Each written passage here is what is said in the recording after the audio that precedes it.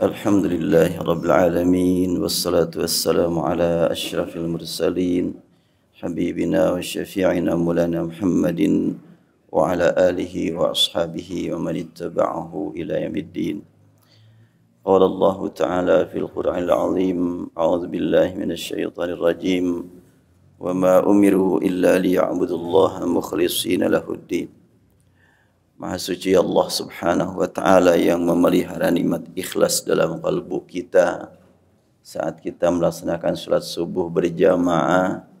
Allah Maha tahu, Allah melihat, Allah mendengar bisikan kalbu kita bahwa kita melaksanakan ibadah salat subuh sama sekali tidak ada hubungan dengan urusan keuntungan dunia, tapi semata-mata ingin melaksanakan perintah Allah, ingin mendapatkan ridha Allah.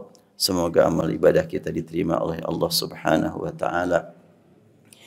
Ibadah secara keseluruhan diterima oleh Allah Subhanahu wa Ta'ala bila dua syarat terpenuhi. Hanya dua syaratnya, mudah dihafalnya. Syarat yang pertama tidak terukur dan syarat yang kedua terukur. Yang paling sering membuat sekian banyak masyarakat sibuk adalah syarat yang kedua yang terukur itu. Sampai saling menyalahkan, saling memperdebatkan, itu dalam hal yang terukur. Yang tidak terukur sulit untuk diperdebatkan, yaitu ikhlas. Keikhlasan ini tidak ada ukurannya. Bahkan tidak ada seorang pun yang dapat mengetahui keikhlasan dirinya sendiri. Bagaimana untuk mengetahui keikhlasan orang lain? InsyaAllah kita akan menjadikan rujukan utama dalam pembahasan ikhlas adalah seperti yang diajukan oleh DKM, Kitab Al-Adhkar karya Imam An-Nawawi. Imam An-Nawawi yang terkenal ada dua ya. Ada Imam Nawawi Banten dan Imam Nawawi Mesir. Ini Imam Nawawi Mesir. Imam Nawawi Mesir karyanya begitu banyak, antara Syarah Muslim, kemudian Riyadhus Shalihin, dan juga kitab ini. InsyaAllah kita bahas sekilas. Dalam muqaddimah dia menyebutkan bahwa kitab ini disusun untuk mempermudah para pencinta ilmu, sehingga hadis-hadisnya jarang sekali yang dilengkapi dengan sanad karena membuat para pembaca jenuh, sehingga langsung kepada poin-poin utamanya, kecuali manakala sangat diperlukan. Antara lain di sini dilengkapi dengan sanadnya adalah hadis tentang masalah niat, karena niat ini benar-benar menentukan segala-galanya. Baik, kita awali saja dengan faslun fil amri bil ikhlas wa husnin niyat fi jamil a'malil zahirati wal khafiyat. Pasal pembahasan tentang perintah ikhlas dan memperbaiki niat dalam segala amal perbuatan sehari-hari yang terlihat dan yang tidak terlihat. Qala Allah Ta'ala wa ma umiru illa liya'budullaha mukhlishina lahuddin. Tidaklah mereka diperintah kecuali untuk beribadah hanya karena Allah, mukhlishina lahuddin, berserah diri kepada Allah, hanya mengharapkan ridha Allah dalam urusan agama. Kalimatnya liya'budu, supaya mereka beribadah kepada Allah. Seperti apa ibadahnya tidak disebutkan, karena memang semua kehidupan umat beriman harus digunakan untuk kepentingan ibadah, dan ibadah sangat luas. Walaupun yang paling sering dibahas ibadah terbatas kepada yang ritual, salat, tasbih, tahmid, dan itu yang paling sering membuat sekian banyak orang kebingungan karena memang sering diperdebatkan. Ada pihak-pihak luar yang ingin memang memperuncing masalah, padahal kalau sudah berbicara ikhlas sulit untuk diukur. Mari kita tingkatkan pembahasan ikhlas di atas pembahasan yang lain-lainnya, karena ikhlas itu turun naik dan tidak diukur dengan ilmu. Banyak orang yang mungkin ilmunya di atas kita kehilangan nikmat ikhlas. Mungkin banyak orang yang ilmunya di bawah kita, keikhlasannya mengalahkan kita. Susah untuk diketahui ikhlas itu. Hanya Allah yang Maha tahu. Wa qala Allah Ta'ala lan yanalallaha luhumuha wala dima'uha walakin yanaluhu taqwa minkum. Ini berbicara tentang masalah berkurban atau dam atau hadyu. Allah tegaskan tidak akan sampai kepada Allah nilai orang yang berkurban dengan darahnya, dengan dagingnya. Artinya, oh ini mas sapi 100, lebih hebat dong. Padahal boleh jadi supaya dapat dukungan suara. Itu di luar negeri. Ada orang yang mungkin hanya berkurban seekor kambing, tapi dengan penuh keikhlasan. Sulit untuk diukur. Maka karena itu Al-Quran menegaskan, la yanalallaha luhumuha wala dima'uha. Dan ayat ini berkaitan dengan masyarakat musyrikin Quraisy. Sewaktu mereka berkurban, suka ditempelkan dagingnya di Ka'bah. Darahnya ditaburkan, dikelilingkan. Biar diterima oleh Allah. Maka Al-Quran menegaskan, enggak. Bukan itu yang akan diterima oleh Allah, tapi ketakwaannya. Ibnu Abbas berkata, maknahu walakin yanaluhun niyat. Yang dimaksud dengan tidak sampai kepada Allah dagingnya dan darahnya, tapi niatnya yang sampai kepada Allah Subhanahu wa taala. Dan niat sulit untuk diukur. Akhbarana Syekhuna al-Imam Al-Hafiz Abu Al-Baqa Khalid, panjang nih sanadnya. Ya langsung saja ke hadis. An Umar ibn Al-Khattab radhiyallahu anhu qala Rasulullah sallallahu alaihi wasallam, innamal a'malu binniyati wa innamal likulli imri'in ma nawa. Sesungguhnya amal itu hanya ditentukan oleh niatnya, dan bagi setiap orang ada nilai dari Allah Subhanahu wa taala sesuai dengan niatnya, kadar niatnya seperti apa. Faman kanat hijratuhu ila Allah wa rasulih fa hijratuhu ila Allah wa rasulih. Cerita tentang hijrah. Hijrah itu adalah amal yang baik. Tidak ada hijrah yang jelek waktu dilaksanakan pada zaman Rasulullah. Tapi ternyata terkait dengan niat diketahui ada yang tidak bernilai hijrahnya. Yaitu seorang laki-laki, seorang pemuda melamar seorang wanita. Kemudian si wanita tersebut ragu untuk menerimanya karena si pemuda itu belum hijrah, atau belum niat hijrah, atau belum tercatat sebagai orang yang akan hijrah. Maka laki-laki datang menghadap kepada Rasulullah ingin diizinkan untuk hijrah. Rasul tegaskan, hijrah yang diterima oleh Allah bukan ingin diterima lamarannya, bukan. Tapi ingin mendapatkan ridha Allah Subhanahu wa taala. Makanya ditegaskan, wa man kanat hijratu ila dunya yusibuha aw imra'atin yankihuha fa hijratu ila ma hajara ilaih. Siapa yang hijrah untuk mendapatkan kenikmatan dunia atau untuk mendapatkan nikmat diterima lamarannya, ya cuma itu aja hasilnya. Enggak dapat apa-apa. Ini jelas masalah niat hubungannya dengan hijrah. Hijrah itu amal baik. Tapi tidak semua yang baik itu diterima oleh Allah. Kalau amal buruk tidak perlu pakai niatnya. Yang perlu pakai niat itu amal baik. Amal buruk mah enggak perlu pakai niat. Mau pakai niat sebaik bagaimanapun tetap buruk. Kenapa kamu korupsi? Saya mau ikhlas karena Allah. Korupsi untuk pembangunan masjid gitu ya. Tetap saja akan terkena hukuman di Allah, di hadapan Allah. Karena maling kan. Ya, pernah saya sampaikan pada waktu yang lalu, mungkin ada yang masih ingat. Dulu ya zaman tahun 2005 lah kira-kira. Rombongan dari Bandung melakukan pelatihan ke Jakarta, satu rombongan. Dari mulai hari Selasa, Rabu, Kamis 3 hari. Pulang hari Jumat pakai bis. Malam Jumat mereka istirahat, tidak ada kegiatan. Seseorang ngetuk pintu di hotel. Pas dibuka langsung bilang, "Kiai, ya Pak, sekarang kan kita nggak ada kerjaan, nggak ada kegiatan ya?" "Iya enggak." "Yuk jalan-jalan." "Jalan-jalan kemana?" "Cari diskotik yuk." Coba, itu anggota rombongan ngajak Kiai ke diskotik malam Jumat gitu kan. Si Kiai bingung. Ke diskotik, maksudnya mau apa? Iyalah jalan-jalan, sekarang kan kosong, nggak ada pekerjaan, nggak ada kegiatan. Nggak salah nih kok ngajak saya. Kok salah? Kiai lebih tahu lah, kan tergantung niat semua amal juga. Oh. Akhirnya si Kiai bingung gimana cara menjawabnya orang. Hanya Kiai berkata, "Pak, Perbuatan buruk nggak akan jadi jelek, nggak akan jadi baik karena niat, enggak. Buruk mah tetap buruk. Yang perlu niat baik itu amal baik. Kalau amal buruk mah nggak bisa diperbaiki dengan niat yang baik, tetap aja buruk.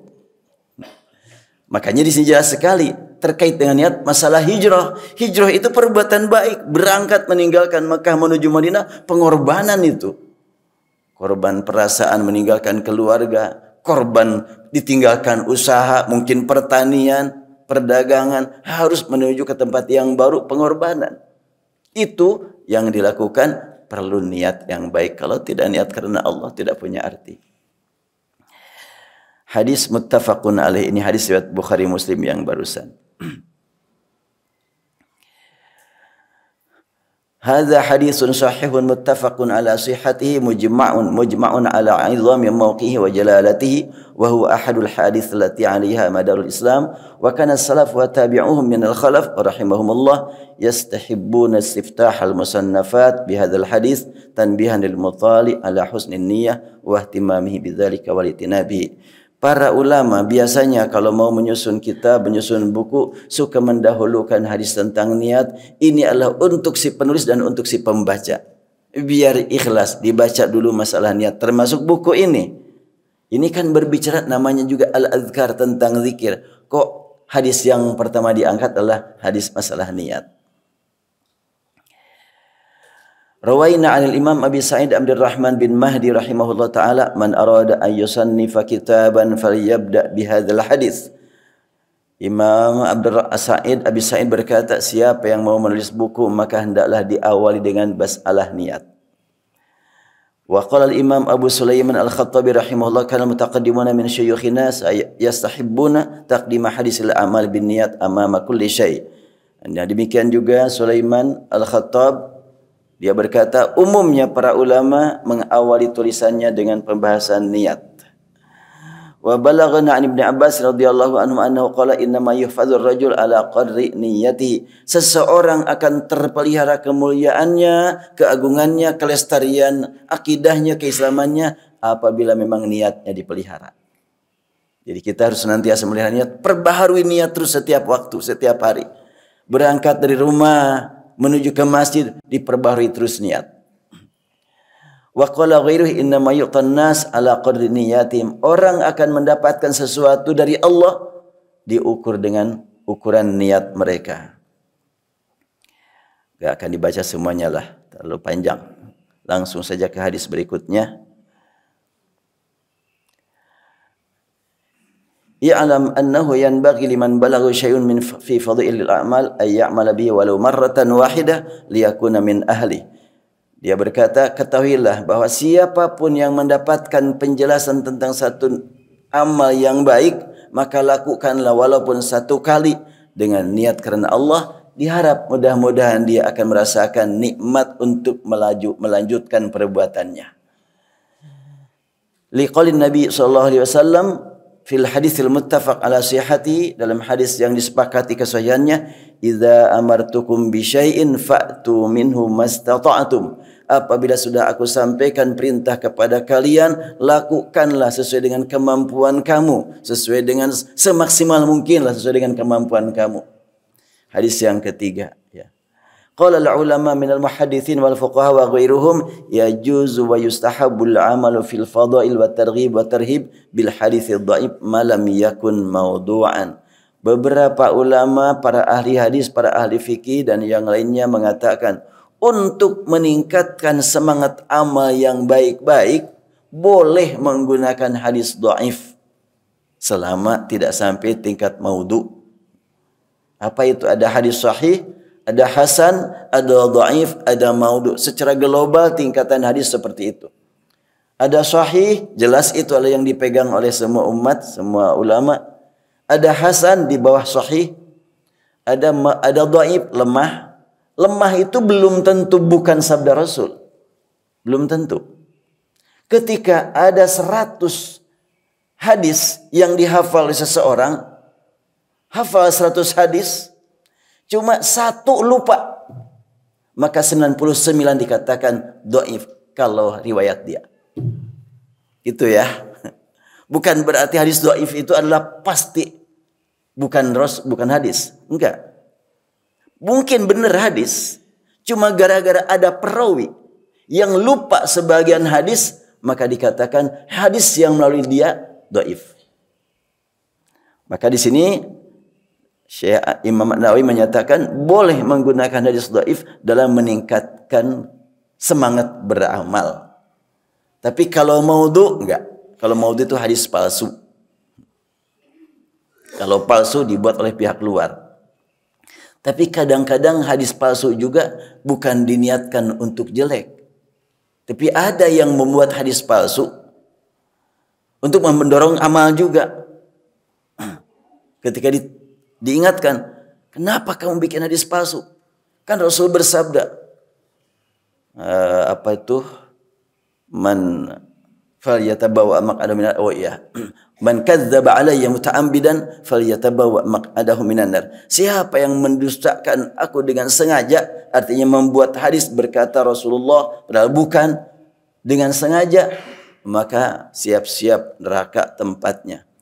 Kata orang yang membuat hadis palsu, kan man kadzdzaba alayya muta'ammidan. Kalau man kadzdzaba lahu, aku berdusta untuk mendukung, untuk memuji Rasul. Dengan menggunakan ini sabda Rasul. Itu kan nggak termasuk diancam katanya. Ada aja alasan. Ya, kita tidak mempermasalah masalah itu. Kita lanjutkan saja lagi hadis ini. Hadis berikutnya.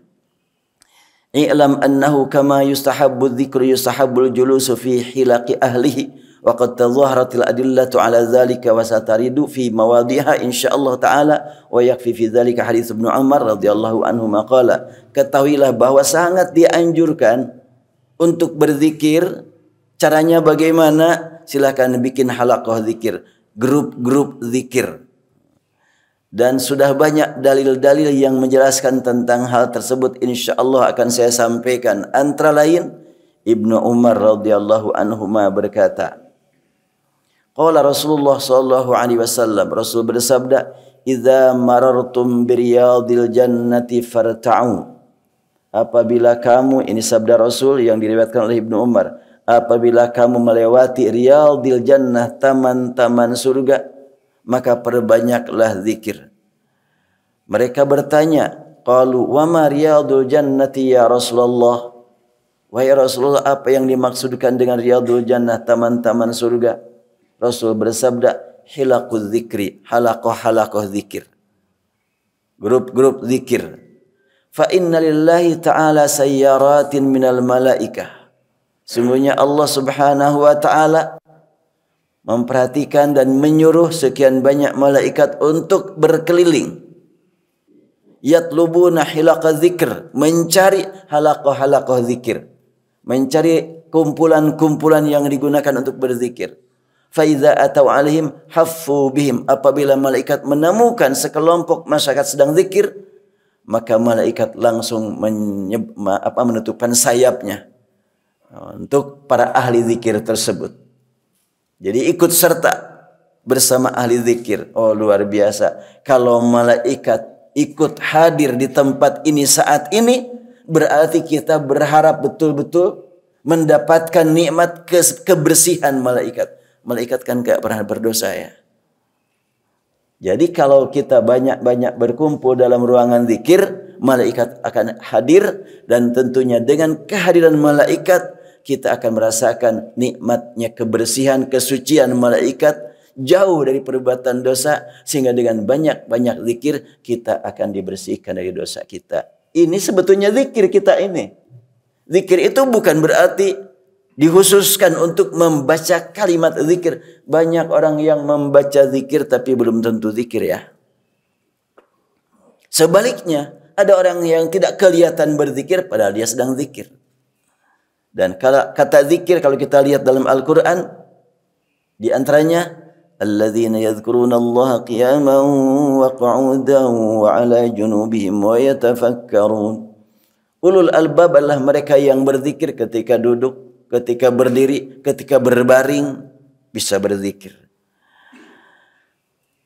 Hadis berikutnya, rawaina fi sahih Muslim an Muawiyah radhiyallahu anhu annahu qala kharaja Rasulullah sallallahu alaihi wasallam ala halqatin min ashabi faqala ma ajlasakum qalu jalasna nadhkurullah ta'ala wa nahmaduhu ala ma hadana lil Islam wa manna bihi alaina qala Allah ma ajlasakum illa dzak amma inni lam astahlifkum tuhmatan lakum walakinnahu atani Jibril fa akhbarani anna Allah ta'ala yubahi bikumul malaika. Allah, luar biasa hadis ini.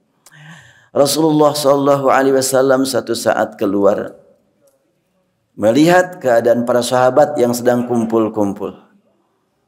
Lalu Rasul bertanya, "Ma ajlasakum?" Ada apa kalian kok kumpul-kumpul di sini? Buat apa nih kumpul?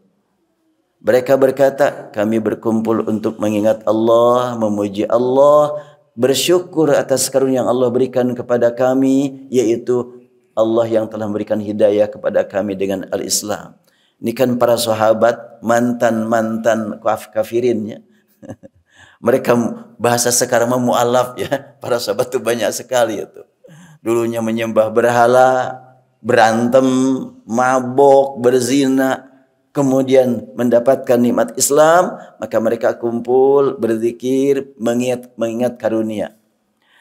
Maka Rasul bersabda, Allah ma ajlasakum illa dzak. Demi Allah, sungguh Allah itu tidak menyuruh kalian kecuali untuk itu memang. Silahkan kumpul-kumpul, duduk-duduk untuk itu. Dan aku tentunya tidak mengetahui sebenarnya apa yang kalian lakukan. Dan aku tidak akan meminta kalian untuk bersumpah menyatakan benar. Enggak perlu. Jadi kalau pemanya Rasulullah kan sampai di situ, enggak melihat apa-apa di antara mereka, cuma kumpul dan mereka sedang zikir. Rasul bersabda, kalian sedang zikir ya? Iya. Ya emang Allah juga nyuruh begitu, kumpul-kumpulan untuk zikir. Dan aku tidak akan bertanya, benar nih kalian zikir. Berani sumpah enggak? Enggak akan nanya begitu kata Rasulullah. Kenapa? Karena Jibril sudah memberitahu. Akhbarani Jibril anna Allah ta'ala yubahi bikumul malaikah. Allah memberitahu, kata Jibril, bahwa malaikat bangga melihat kalian. Artinya malaikat ikut hadir di sini saat ini nih, di Masjid Babur Rahman ini. Malaikat ikut hadir bersama-sama kita karena kita sedang berzikir. Hadis berikutnya. Rawaina fi sahih Muslim aidan an Abi Sa'id al-Khudri wa Abi Hurairah radhiyallahu anhuma annahuma syahida ala Rasulillah sallallahu alaihi wasallam annahu qala la yaqudu qaumun yadhkuruna Allah ta'ala illa hafathumul malaikatu wa ghasyiyatuhumur rahmatu wa nazalat alaihimus sakinatu wa dzakarahumullahu ta'ala fi man indah. Hadis riwayat Muslim menyatakan tidaklah duduk satu kaum berkumpul menyebut-nyebut nama Allah, berzikir mengingat Allah, illa hafathumul malaikatu, kecuali malaikat ikut serta mengeri kita, bersama dengan kita, wa ghasyiyatuhumur rahmah, dan orang-orang yang sedang berzikir akan dicurahi rahmat, wa nazalat alaihimus sakinah, dan akan diturunkan kepada mereka sakinah. Sakinah itu apa? Sakinah. Kalau dalam Al-Quran ada sukun. Sukun itu apa? Ada fathah, ada dhamma, ada sukun. Sakinah. Tapi katanya kalau sukun mah pemaihnya. Enggak, sakinah itu ketentraman hati, ketenangan kalbu. Dan bukan tenang dalam artian enggak mikir, bukan. Tenang, enggak pernah nangis, bukan. Tenang, enggak pernah bimbang gelisah, bukan. Rasul kadang gelisah, kadang bimbang, sampai terus-terusan menangis. Tetapi tangisan Rasul mendekatkan diri kepada Allah. Gelisahnya Rasulullah lebih dekat dengan Allah. Bimbangnya Rasulullah adalah menghadap kepada Allah. Jadi bukan berarti kalau yang orang tenang itu yang mendapatkan sakinah, enggak pernah bimbang, enggak pernah gelisah, senyum terus. Wah itu yang senyum terus, yang di jalanan enggak punya apa-apa, senyum terus. Pasti enggak ada orang yang mau. Di mana aja senyum dia mah. Lihat pohon listrik senyum. Bukan itu. Tapi yang dimaksud dengan sakinah adalah orang yang senantiasa qalbunya dengan Allah Subhanahu wa taala. Pas melihat sekian banyak bahaya, langsung komunikasi dengan Allah. Pas melihat sekian banyak orang yang dalam kekufuran, komunikasi dengan Allah. Rasulullah sallallahu alaihi wasallam disaksikan para sahabat, disaksikan istri-istri Rasulullah, sulit diketahui kapan beliau tidurnya. Gelisah Rasulullah, tapi gelisah memikirkan umat bagaimana supaya umat sadar. Bahkan di malam hari Rasulullah qiyamul lail bersabda kepada Aisyah, "Ya Aisyah, darini ata'abbadu hadhihi lailatul rabbi." Wahai Aisyah, malam ini aku mohon engkau ridha ya ditinggal dulu oleh aku. Mau ke mana? Mau qiyamul lail. Maka Aisyah menjawab, "Uhibbu an ta'budu rabbak wa uhibbu ma sarrak." Aku senang kok kalau engkau berzikir, engkau salat, engkau qiyamul lail, makanya jangan jauh-jauh di sini saja. Rasulullah sallallahu alaihi wasallam melaksanakan salat di dekat Aisyah radhiyallahu anha, dan kata Aisyah, dari mulai rakaat pertama sudah kelihatan badannya gemetar, nangis terus. Rasulullah nangis terus, bimbang gelisah. Apa itu tidak sakinah? Justru dengan tangisan mengantarkan diri lebih sakinah. Sakinah yang hakiki, sakinah komunikasi dengan Allah semakin kuat. Wa dzakarahumullahu ta'ala fi man 'indahu, dan orang yang suka kumpul-kumpul untuk berzikir akan disebut-sebut oleh Allah Subhanahu wa taala, disederajatkan dengan makhluk yang berada di sekitarnya atau yang dekat dengan Allah Subhanahu wa taala. Ya tentunya malaikat. Faslun, az-zikru yakunu bil qalbi wa yakunu bil lisan wal afdal minhu ma kana bil qalbi wal lisani jami'an. Zikir itu bisa berlangsung dengan kalbu, bisa berlangsung dengan lisan. Dan yang zikir yang paling utama, lisan dan kalbunya. Fa in iktasara ala ahadihima fal qalbu afdal. Apabila hanya salah satunya, apakah zikir dengan kalbu saja atau zikir dengan lisan saja, maka dengan kalbu saja lebih utama daripada dengan lisan saja. Ada gitu zikir dengan lisan saja tanpa kalbu.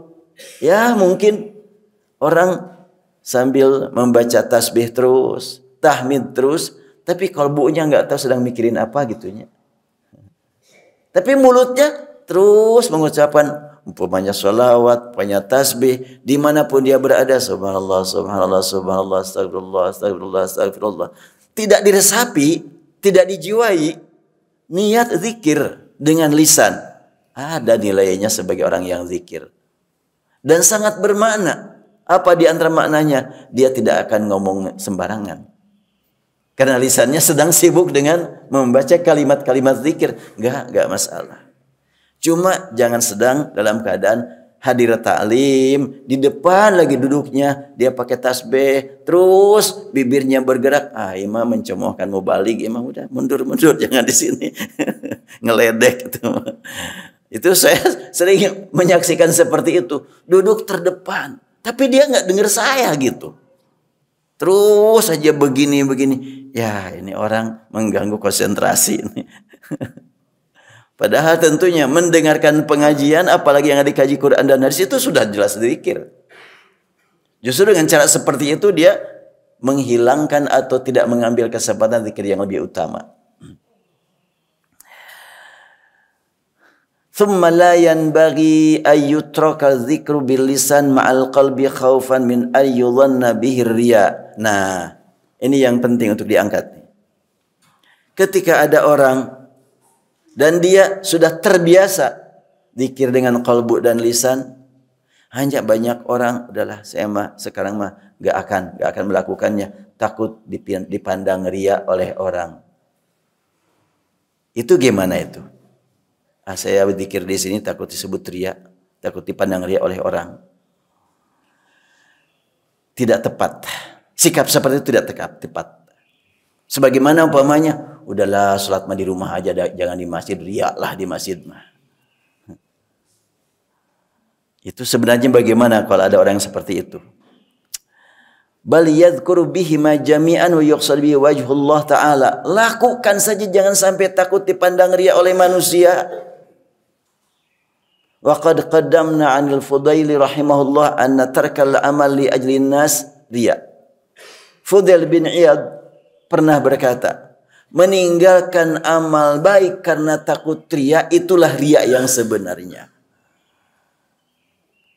Sekarang umpamanya ada kenceleng jalan, mau ngambil uang, enggak di sini infak nanti aja, di sini riya. Itu yang riya sebenarnya. Kok meninggalkan amal soleh karena takut riya? Anna tarkal amal li ajlin nas riyaun. Meninggalkan amal soleh karena takut dipandang jelek oleh manusia, itulah riya. Jadi harus bagaimana? Terserah orang mau memandang riya ataupun ikhlas. Yang penting di hadapan Allah kita ikhlas. Saya masih ingat, udah lama nih, saya ceramah di Masjid Istiqomah. Di depan ibu-ibu banyak. Dan sebelum saya ceramah, Kiai, seorang ulama yang sekarang sudah wafat rahimahullah, dia menyampaikan informasi dulu kepada jamaah. Ibu-ibu, nih masjid ini saat ini sedang pembangunan sebagaimana kita lihat. Dan hari ini sangat diperlukan uang sejumlah sekian. Bila tidak ada, ini akan berhenti pembangunan. Karena itu, panitia, bantu ibu-ibu ambil uang mereka yang akan disumbangkan ke masjid ini. Bantu mereka. Langsung datang panitia. Sebelum mengambil dari ibu-ibu, sini dulu, kata kiai tersebut. Maka yang bawa kenceleng ke mubalik tersebut atau ke kiai dulu. Langsung si kiai ngalurkan uang. Boleh jadi pandangan orang macam-macam. Mungkin ada yang berkata, lah kiai, riya, diperlihatkan infak di depan lagi. Aku mah nggak mau di sini, nanti ajalah. Nggak mau kelihatan orang. Apa yang terjadi kalau itu berlangsung? Si kiai setelahnya dia menganjurkan untuk infak segera saat ini. Hatinya berkata, saya menganjurkan kepada orang lain untuk berinfak. Kalau aku tidak melakukan, ngeri sekali, takut termasuk kepada kabur maqtan indallah an taqulu ma la taf'alun, besar dosanya di depan Allah. Engkau ngomong tanpa amal. Udah sekarang harus saya lakukan. Udah keluarkan uang. Tapi kan masih ada waktu, kenapa di situ? Dari mana tahu? Saya masih punya waktu.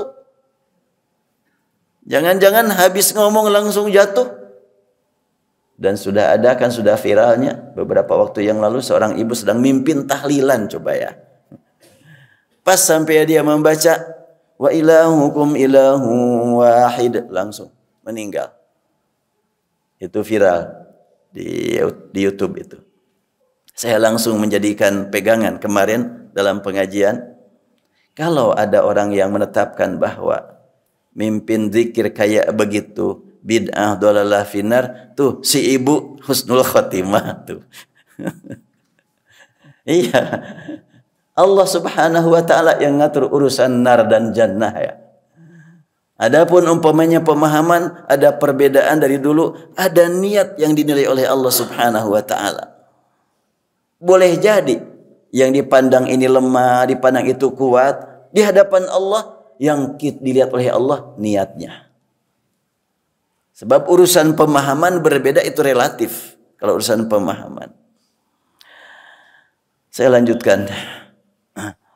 Walau fatahal insanu alaihi baba mulahadhatin nas wal ihtiraz min tatarruqi dhununihim al batilah lan sadda alaihi aktsaru abwabil khair wa dayya ala nafsi syai'an 'aziman min muhimmatid din wa lisa hadza tariqul 'arifin. Kalau sekiranya manusia sibuk memperhatikan ungkapan-ungkapan manusia terus, takut dipandang riya, takut dipandang tidak baik amal, takut macam-macam, tentunya akan tertutup sekian pintu amal soleh. Mau berbuat ini ragu, takut riya, mau ini ragu, takut dicemoohkan orang, mau semuanya ragu, akhirnya enggak ada amal-amalnya itu. Diam aja terus udah. Semuanya enggak dilaksanakan. Dhayya'a 'ala nafsi syai'an 'aziman. Dia akan kehilangan kesempatan untuk beramal yang begitu baik, yang begitu bernilai. Walaysa hadza tariqul 'arifin. Ini bukan gaya, bukan cara, bukan jalan yang dilakukan, yang ditempuh oleh para ahli ibadah. Hadis berikutnya. Warwaina fi sahihi al-Bukhari wa Muslim an Aisyah radhiyallahu anha qalat nuzilat hadhil ayatu wa la tajhar bi salatika wa la tukhafit biha fid du'a. Dalam hadis riwayat Bukhari dan Muslim dari Aisyah turun ayat wa la tajhar bi salatika wa la tukhafit biha. Kamu jangan dengan suara keras, jangan juga sampai tidak kedengaran sama sekali, itu dalam urusan berdoa. Jangan dipandang mau sedekah harus sembunyi, enggak begitu. Mau sedekah kayak kiai tadi, dia berpikir, saya harus sedekah sekarang. Bagaimana kalau jamaah memandang, riya banget, perlihatkan di depan, uang segitu aja. Umpamanya ya. Mungkin kiai berpikir, terserah orang menilai saya bagaimana. Yang penting Allah Maha tahu, saya ikhlas. Kenapa enggak nanti? Enggak tahu saya usia sampai kapan. Tapi apakah ada makna yang lain dengan diperlihatkan seperti itu kepada masyarakat? Mudah-mudahan jadi teladan. Jadi ada beberapa niat, ada beberapa jalan tuh untuk mendapatkan nilai. Pertama, dia sudah mengajak. Kedua, dia memberi contoh. Ketiga, dia melakukannya. Kan ada nilai, beberapa nilai itu. Ya'lam anna fadilata dzikri ghairu munhasratin fit tasbih wa tahlili wa tahmid wa takbir wa nahwiha. Ingatlah bahwa berbicara tentang keutamaan zikir tidak dibatasi dalam membaca tasbih, tahlil, tahmid, takbir. Tetapi bal kullu amilin lillahi ta'ala. Ini yang paling penting nih. Zikir itu adalah setiap amal yang dilakukan semata-mata karena Allah, taat kepada Allah, fahuwa dzakirun lillahi ta'ala. Maka itu termasuk zikir. Olahraga. Pagi-pagi berangkat siap-siap olahraga. Kenapa Pak? Mau mana Pak? Mau olahraga. Wah hebat nih. Iyalah kita kalau enggak olahraga tentunya akan terganggu praktek ibadah yang lainnya. Harus olahraga. Berarti olahraga untuk ibadah. Zikir. Belanja ke pasar. Ibu-ibu. Nah urusan belanja sama ibu-ibu dulunya. Niat buat apa? Beli ini, beli ini, beli ini. Untuk melaksanakan kewajiban di rumah tangga. Karena Allah. Zikir itu. Zikir itu sangat luas. Kadza qala Sa'id bin Jubair radhiyallahu anhu wa ghairuhu minal ulama. Demikian ungkapan Sa'id bin Jubair dan ulama-ulama yang lainnya. Jadi zikir sangat luas. Wa qala Atha rahimahullah majalisul zikri hiya majalisul halali wal haram. Beda lagi nih, lebih luas lagi. Atha rahimahullah berkata, majlis-majlis zikir itu adalah majlis-majlis yang senantiasa digunakan untuk memperjelas mana yang halal, mana yang haram. Kalau sebagai seorang pedagang, ini berapa harganya? Ini 50.000. Yang ini 100.000. Oh, yang ini murah ya. Tapi ingat Bu, itu mah ya kurang bagus. Itu kalau di Mekah itu banyak sekali. Kalau beli madu, saya pernah gitu ke tukang madu, toko madu bertanya. Ditanya kan ini berapa, ini berapa, ini berapa. Kata dia, ini enggak asli. Itu langsung mengatakan gitu. Ini yang asli ini. Ya tuh kenapa dijual? Ya biar kalau ada yang mau silakan saja. Itu langsung gitu memperjelas. Itu juga menjelaskan bahwa ini yang baik, ini yang buruk, ini yang halal, ini yang haram. Diperjelas. Itulah zikir juga. Sadar betul, saya itu sedang dilihat oleh Allah, didengar oleh Allah. Bisikan qalbu, ada catatannya, ada rekamannya di depan Allah. Kaifa tashtari wa tabi' wa tusalli wa tasum wa tankihu wa tutalliqu wa tahijju wa ashbah dzalik. Majelis zikir itu adalah tentunya tidak lepas juga dari tidak terbatas kepada tasbih tahmid, tapi juga bagaimana engkau membeli, engkau menjual. Sekarang umpamanya seorang yang membeli ke pasar, ini berapa? 10.000 ibu. Kamari wae 6.000. Padahal kamar itu tebalannya teh. Nggak bohong. Kalau yang zikir nggak begitu. Kok udah naik lagi segini ya? Dulu, boleh kalau dulu beberapa hari yang lalu, itu mah tidak terbatas. Tapi kalau kamari wae 6.000, kok ayeuna 10.000 deui, nya atuh kan BBM naik. Langsung mengatakan kemarin, padahal enggak. Itu juga adalah merupakan perusak zikir ya. Bisa menodai zikir kita. Wa tabi'u, menjual, wa tusalli, salat, tak saum, nikah, mencerai, haji, semuanya itu kalau dilakukan dengan mencari ridha Allah, zikir semuanya. Qala Allah Ta'ala, innal muslimina wal muslimat. Ini panjang ayat ini. Surat Al-Ahzab ya. Terus enggak ada nih.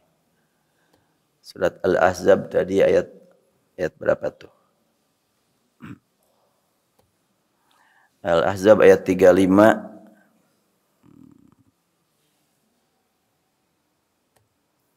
Ini Al-Ahzab. Ya sekarang mah gampang nyari ayat.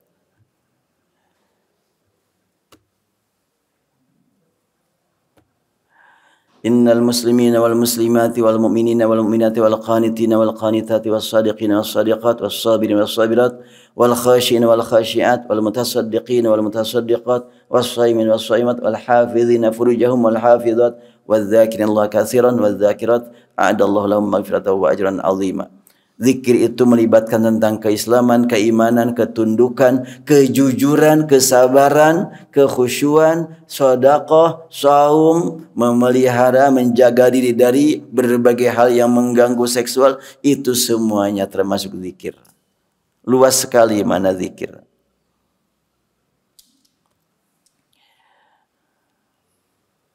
Warawayna في صحيح مسلم عن أبي هريرة رضي الله عنه أن رسول الله صلى الله عليه وسلم قال سبق المفردون قالوا وما المفردون يا رسول الله قال الذاكرون الله كثيرا والذاكرات.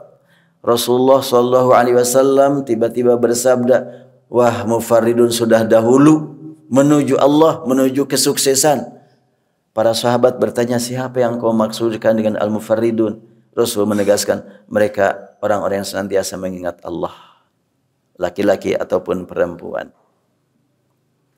Wa qad ikhtulifa fi dzalika faqala al-Imam Abu al-Hasan al-Wahidi qala Ibnu Abbas al-murad yadhkuruna Allah fi adbari shalawat ghuduwan wa 'ashiyya wa fil madaji wa kullama istayqadha min naumi wa kullama ghada aw raha min manzili dzakarallah. Para ulama berbincang-bincang tentang zikir, berbagai variasi, berbagai redaksi, berbagai susunan kalimat banyak sekali. Dan yang dimaksud, kata Ibnu Abbas, yang dimaksud dengan zikir, ketika habis sholat silahkan zikir.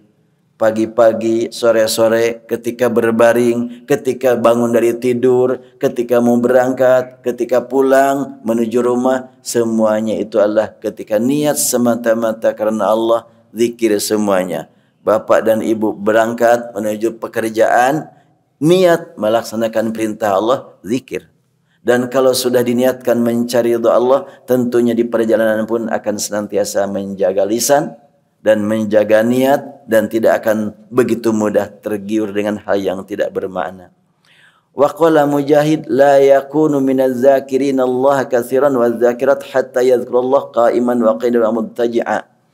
Mujahid berkata, kalau benar engkau sudah menjadi orang yang suka zikir, maka tentunya tidak dibatasi kondisi waktu. Di mana saja, dalam kondisi bagaimana saja.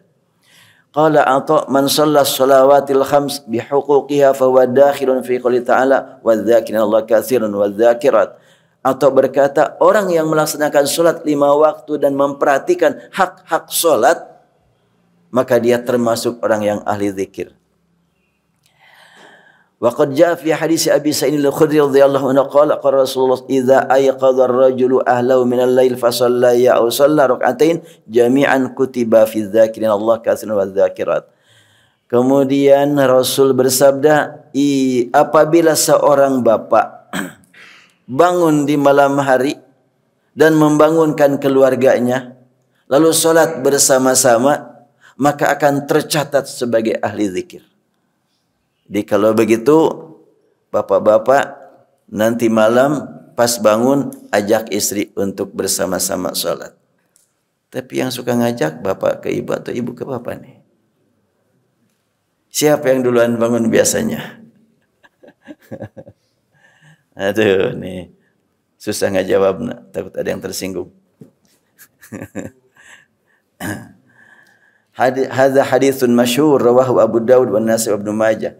Dalam hadis yang lain disebutkan rahimallahu rajulan istayqadha wa yusalli wa ayqadha ahlah.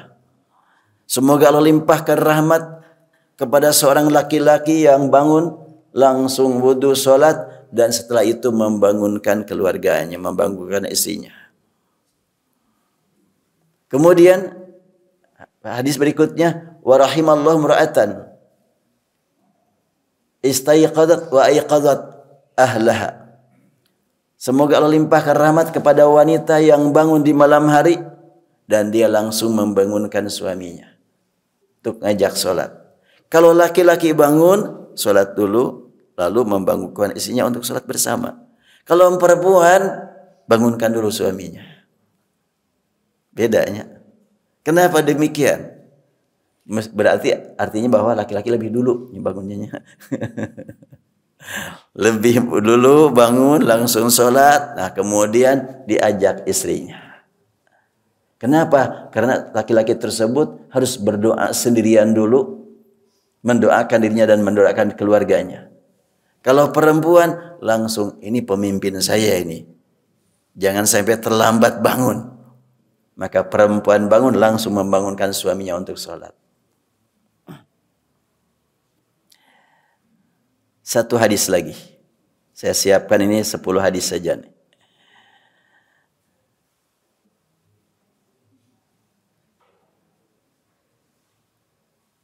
Mana nih panjang? Ya. Wa thabata fi sahihaini an Aisyah radhiyallahu anha qalat kana Rasulullah sallallahu alaihi wasallam yattaqi'u fi hijri wa ana haidun fayaqra'ul Qur'an. Hadis riwayat Bukhari dan Muslim menyatakan bahwa Rasulullah sallallahu alaihi wasallam sekali waktu meletakkan kepala di pangkuan aku dan membaca Al-Qur'an. Padahal aku lagi haid. Hadis ini oleh sebahagian ulama dijadikan dalil bahwa Rasulullah membimbing Aisyah membaca Al-Quran padahal Aisyah sedang haid. Kalau begitu boleh ya orang yang haid membaca Al-Quran. Demikian sebahagian ulama menyatakan. Tapi yang lain enggak ada hubungan. Haid baca Quran kan Rasulullah yang baca Qurannya juga. Ya, tapi yang jelas ketika Aisyah radhiyallahu anha mendengar Al-Quran dari Rasulullah, Aisyah umumnya suka mengikuti bacaan Rasulullah sallallahu alaihi wasallam. Baik, itu saja untuk hadis-hadisnya dan mari kita perdalam makna ikhlas itu sendiri. Ikhlas ini kan tadi sudah disampaikan sulit untuk diukur. Mudah diucapkan. Tapi pelaksanaannya cukup susah.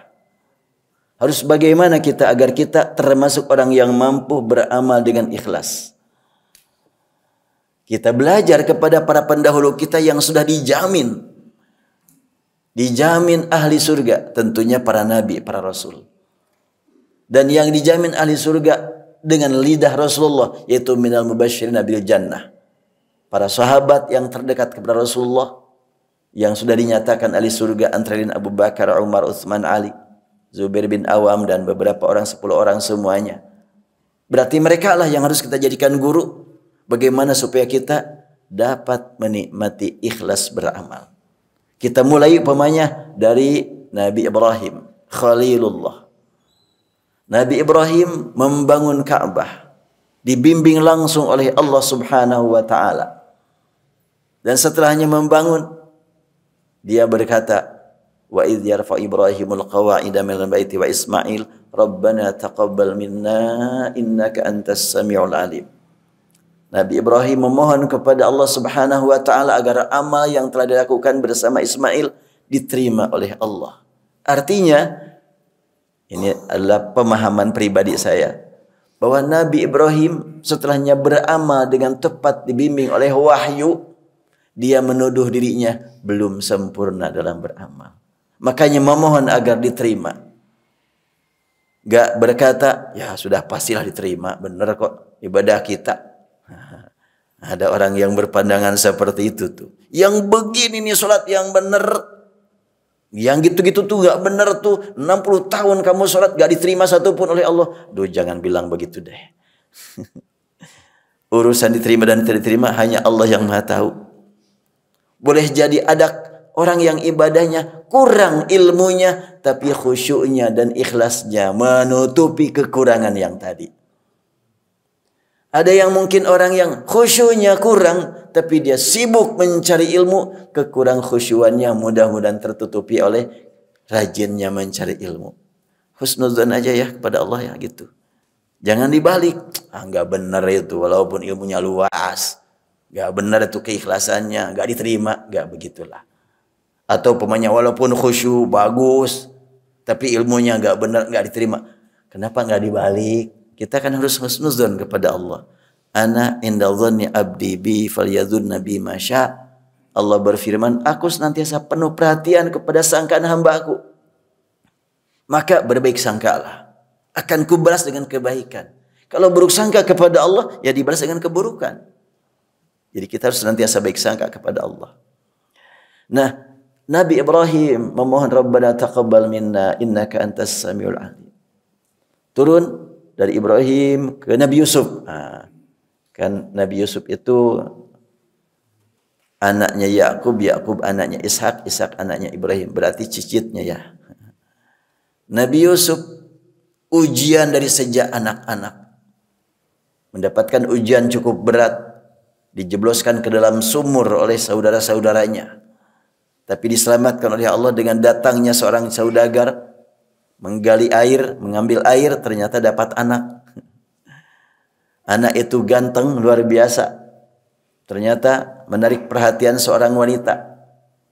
Sampai digoda, tapi dia berhasil menyelamatkan diri. Panjanglah ceritanya. Yang jelas, si wanita yang menggoda mendapatkan berita dari mana-mana. Wah, wanita ini nggak benar. Kesel juga karena wanita tersebut istri pejabat. Dia langsung berpikir, rasakanlah oleh kalian nih, kalian sembarang ngomong, nanti akan kusiapkan buah-buahan, pisau, kemudian kaum wanita yang banyak ngomong tentang dia, Imratul Aziz, diundang untuk datang ke istana.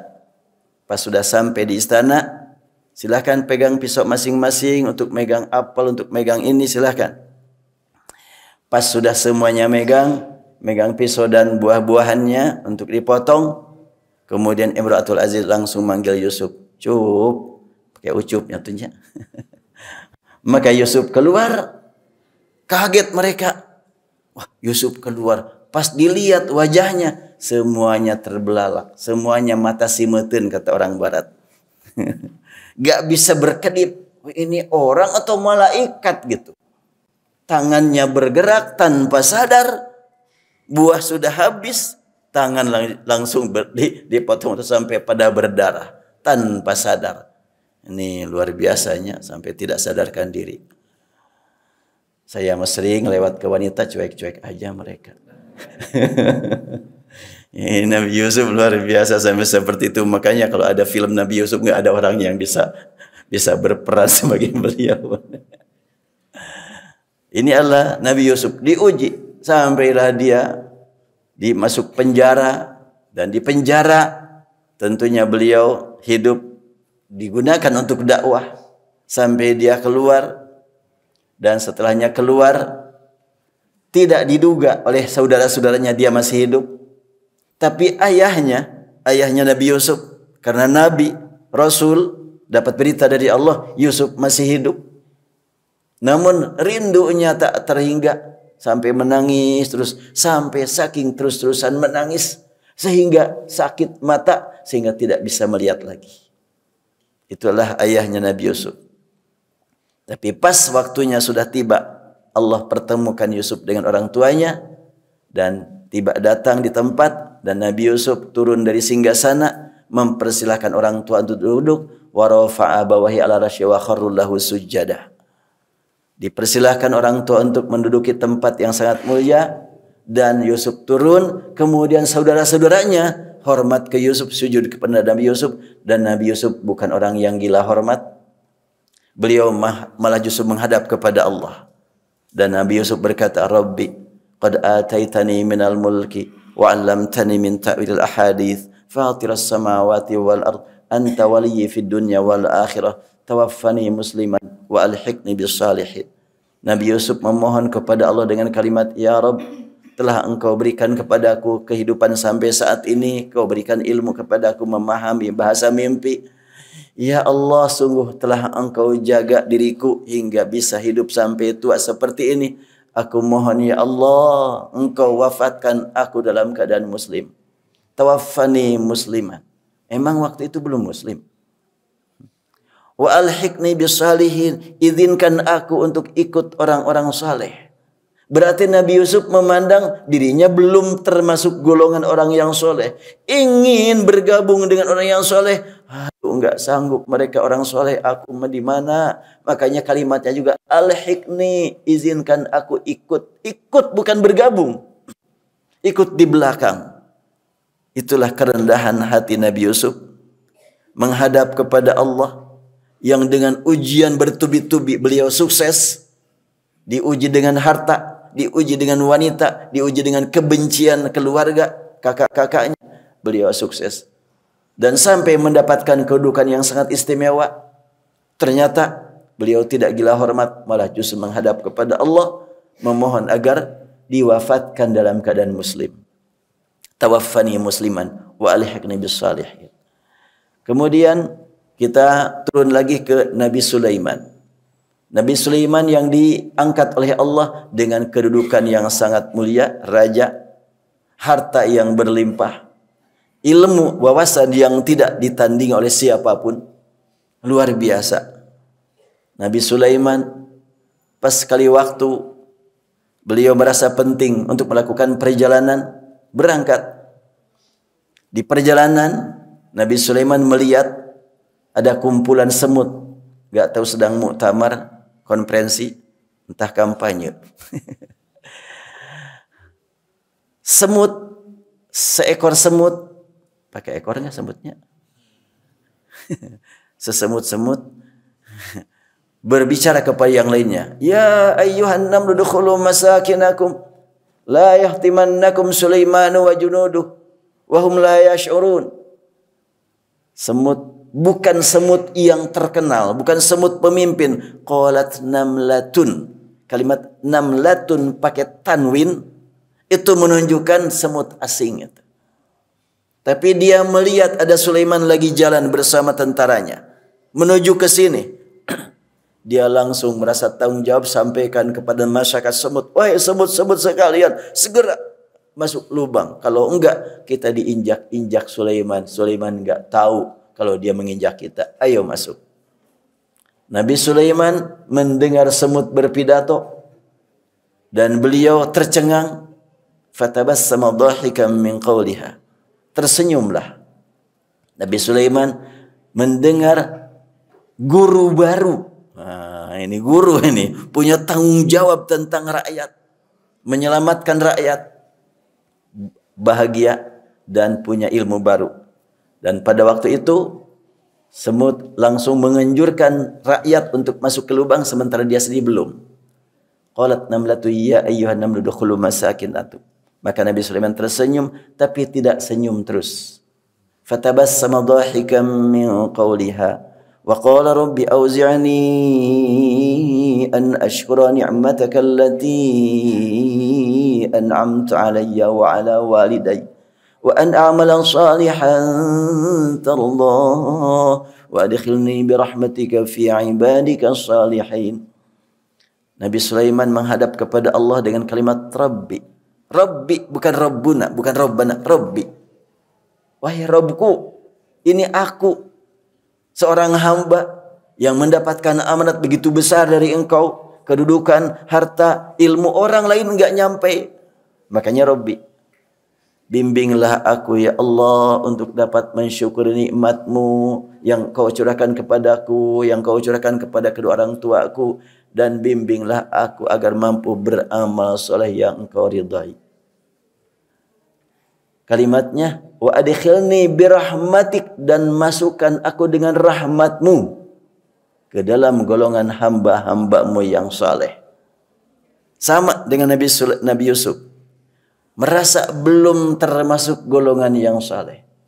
Kalau Nabi Yusuf memohon kepada Allah dengan kalimat, izinkan aku ikut di belakang. Kalau Nabi Sulaiman, masukkan aku dengan rahmatmu. Bukan dengan ilmuku, bukan dengan amalku, bukan dengan kedudukanku, bukan dengan perjuanganku, tapi dengan rahmatmu. Ya Allah, itulah Nabi Sulaiman. Cukup? Iya, ini beda soalnya, walaupun belum jam 6 tapi udah siang. Ya, baik, masih panjang ceritanya ini. Saya terserah nanti apakah bulan depan dilanjutkan kitab ini atau terserah aja. Karena ini kitab tebal ini, kitab zikir al-azkar ini. Saya cukup menulis sampai di sini, dan insya Allah kita bertemu lagi bulan November, hari Ahad pertamanya tanggal berapa? Soalnya tanggal 25 mau umroh nih. Tapi mungkin udah pulang lah insya Allah. Tanggal berapa hari Ahadnya? Tanggal 6. Oh ya, udah pulang insya Allah. Allahumma salli wa sallim ala habibina syafiina maulana Muhammad wa sallim radhiyallahu tabaraka wa ta'ala an kulli sahabati rasulillahi ajma'in. Ya Rabbana lakal hamdu kama yanbaghi li jalali wajhika wa 'azimi sultanik. Allahumma ij'alna minal mukhlishina fi ibadatik. Allahumma ya Rabbana ya Rahman ya muqallibal qulub, tsabbit qulubana ala dinika wa ala ta'atik.